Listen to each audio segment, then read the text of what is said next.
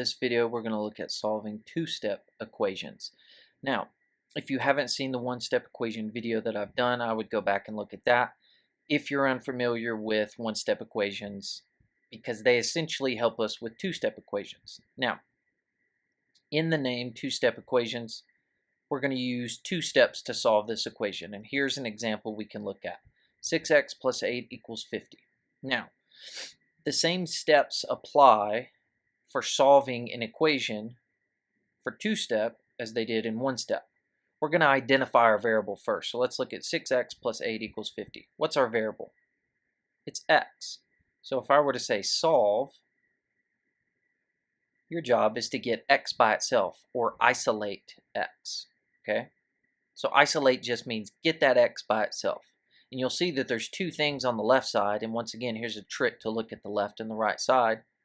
Draw a line down the equal sign, or right beside it, and now you can see the left and the right. So, if I said, okay, how many things do we need to move away from x?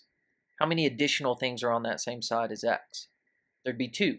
There's this coefficient 6, and then we have plus 8. Both of those things need to move, and the question is, which one do we want to move first? So, let's make a note. Because there is a good way, well, there is a quick way to do this, and I would do it this way. If you've been shown another way, that's fine. I would do it this way, though. This is my recommendation. So, when we look at 6, the coefficient 6, and plus 8, with this setup that we currently have, we want to add or subtract first. At the end of this video, I'll show you another example of where these two rules actually flip. But for now, let's just always assume add and subtract first. The second step is going to be the multiplication or division. Okay? So for right now, this is what we're looking at, and then I'll show you the exception a little bit later. So now, see if you can pause the video and try to work through this. Try to move the coefficient 6 and 8 by first doing the adding or subtracting, then doing the multiplying and dividing, and let's see if you can handle it. All right, so now, if we want to get rid of the adding or subtracting first, well, the plus 8 is the adding portion. So what's the opposite of adding 8? That would be subtracting by 8. And once again, I've mentioned this in a previous video, what we do to one side of the equation, we have to do to the other because we need a balanced equation. So we essentially need to do the same thing on both sides no matter what. So now 6x comes down. 8 minus 8 is just going to cancel and give me 0. And then 50 minus 8 is going to give me 42. So that's one step. We just did this first step right here, so we could even check that step off and say, okay, step 1, check. Now, step 2, we still need to get rid of 6, this coefficient 6. So how would we do that? What's really happening between 6 and x? That would be multiplication. This is 6 times x. So the opposite of 6 times x, or multiplying by 6, would be dividing by 6. And 6 divided by 6 gives me 1, so x comes down by itself. Our equal sign comes down. Now, instead of this being x equals 42, once again, we need to balance the equation. So we're going to divide by 6 on the right side as well. So then what's 42 divided by 6? I think we all know it is 7. So x equals 7 is our answer. Now, let's look at another example, and let's see if you can work through this one. Let me find a good one for us real quick. Let's do, let's just stick, actually, let's make it a little bit harder. Let's go with 7 minus 3y equals 34. Now, pause the video, see if you can do this one on your own. So now, let's once again look at our steps. Right now, we haven't changed anything, so we're still going to do our two steps, which are, first, we're going to add and subtract. We're going to handle that step. Then we will handle the step of multiplication and division, well, or division. Okay. So now, let's identify the variable. It's y. So we want to get y by itself. So let's draw our line down the equal sign. We can see that on the left side, we have two things that need to be separated from y. It would be 7, and it would be this minus 3 or negative 3. So, the first thing we need to look at is, well, what's happening between y and negative 3? Well, that's going to be multiplication right there. So that's multiplying, which is our second step. So then the question, and this one's a little bit odd, but it's what's happening between 7 and y? And technically, right here it's subtraction, but this is a positive 7. So we essentially want to see what can I do. So this is our adding and subtracting step. We want to say, okay, what could I do to 7 to make it 0? Could I add 7? Could I subtract 7? It would be subtract 7. So we're going to subtract 7, and that will cancel out 7, and then we're going to do that same thing on the left side. Now, I know this one can be a little confusing, which is why I picked it, because a lot of people see this minus here and think, well, I'm going to add 7. But just ask yourself, what's 7 plus 7? That'd be 14. We don't want 14. We want 0. So, keeping that in mind, it becomes obvious that we have to subtract 7 here to cancel it out. Okay?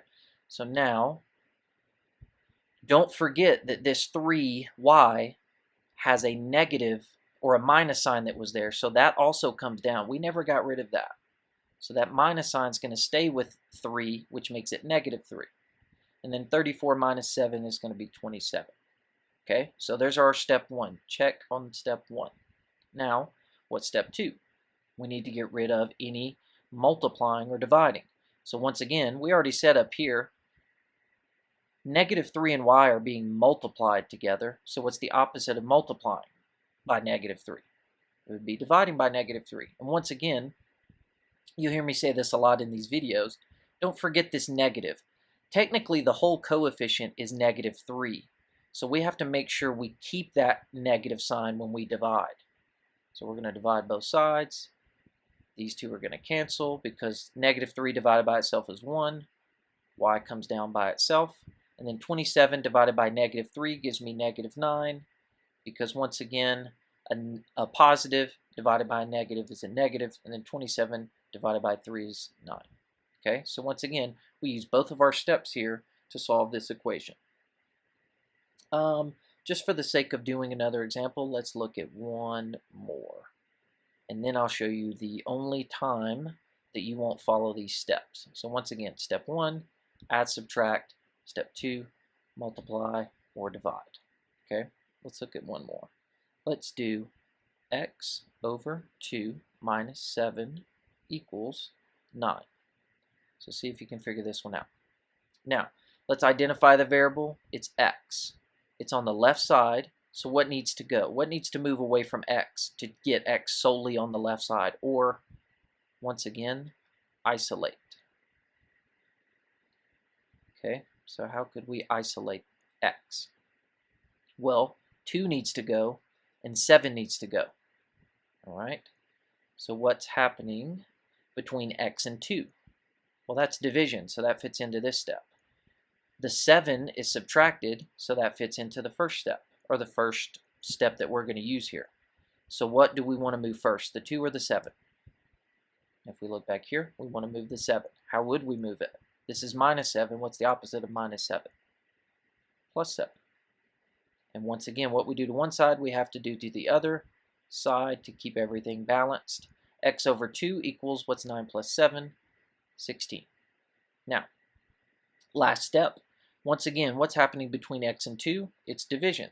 So the first step is done. Now we're going to be finished with step 2 once we do the opposite of dividing by 2, which would be multiplying by 2. And then what we do to one side, we have to do to the other.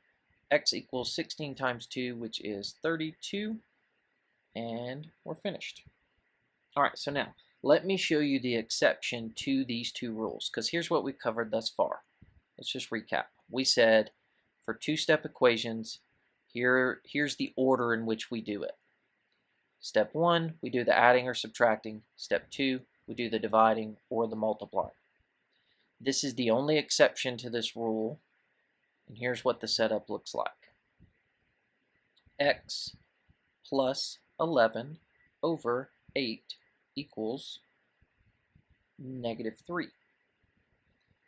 Now, let's see if you can tell me, which obviously you can't, but let's see if you can tell yourself, what's the difference between this equation and the others that we've looked at thus far? Because there is a difference. Now, let's go through this and let's see. So left side, we have x plus 11, but here's the difference between this equation that we have and let's just look at the last problem. X over 2 minus 7 equals 9. It doesn't look like these two are different, but the big difference is this fraction x over 2 did not include 7. 7 was out here by itself away from this fraction. It was not in the numerator of this fraction. What that means is when we do these steps, we still say, okay, plus or minus first. Second step is divide or multiply. Now let's go back to our first example, our new example that we're going to look at. Now, let's identify everything going on with x. We have plus 11, and then we have everything divided by 8. What we can't do here is start off with adding and subtracting. We can't do that here. Here's why. Let's just say we tried to do it. Look how weird it would be. If I were to subtract 11, we haven't done any examples where we subtracted something and wrote on top of a denominator. That hasn't even happened yet. What essentially the issue is, this division down here is blocking us from saying minus 11 and just moving it to the right. Since that 11 is in the numerator as well, the division blocks moving the 11. So what you have to do, if there's one big fraction, you have to divide or multiply first. And I'm just going to write multiply because most likely you're going to multiply first. So we have to multiply first. We need to get rid of our denominator. Then we can add or subtract. So this is the only exception to this rule. Well, the previous rule we talked about of adding, subtracting first, then multiplying or dividing. So once again, if you see one big fraction, meaning everything on the top is over one number, you have to get rid of that number on the bottom first. So how would we get rid of 8? What's happening between the top and then 8 on the bottom? It's dividing. So if we want to do the opposite, we're going to multiply. So we can multiply by 8. Now, I'm going to just make a quick note. Be careful to not distribute this 8. As soon as you multiply by 8, go ahead and cancel out your 8s. Because this numerator is just going to come down by itself. And then what we do to one side, we have to do to the other. So now x plus 11 equals negative 24. Because a negative times a positive is negative. 3 times 8 is 24. So there's our first step. So once again, step 1, check. Now we need step 2, which is the adding and subtracting. So once again, what's happening between 11 and x? That would be addition. So if we want to get rid of it or do the opposite, we would subtract 11. So then x equals negative 24 minus 11. I know this looks a little weird. Think about it this way. If 24 is already negative and we're subtracting by 12, we're making 24 more negative. So essentially we're going to add our digits. So say 24 plus 11, but then keep your answer negative because we're making 24 more negative. So this would be negative 35. All right. Now, once again, I'll just quickly show you another example of that just so you can have it. If I were to do, let's say, n minus 5 over negative 12 equals negative 7. Once again, our steps typically are add and subtract first. I have no clue where an e came from. Add and subtract first, multiply and divide second. Except if we have one big fraction. So let's see if we have one big fraction. Is this minus 5 a part of the numerator all over negative 2? And the answer is yes. What that means is now my steps change. They flip. Now I need to multiply first, then I need to add and subtract. So here's what it would look like. How do we get rid of negative 2? We multiply. And you have to make sure to keep the negative. So those two will cancel. What I do to one side, I do to the other. So now I have n plus 5, or n minus 5, equals a negative times a negative is positive. 7 times 2 is 14. So now we did step one. Step one, check. We multiplied to get rid of the denominator. Now we need to add to get rid of 5. So add 5 on both sides. N equals 19, and we are finished. So once again, hopefully that makes sense. Reach out if you have any questions. But those are the two variations you'll see for two-step equations.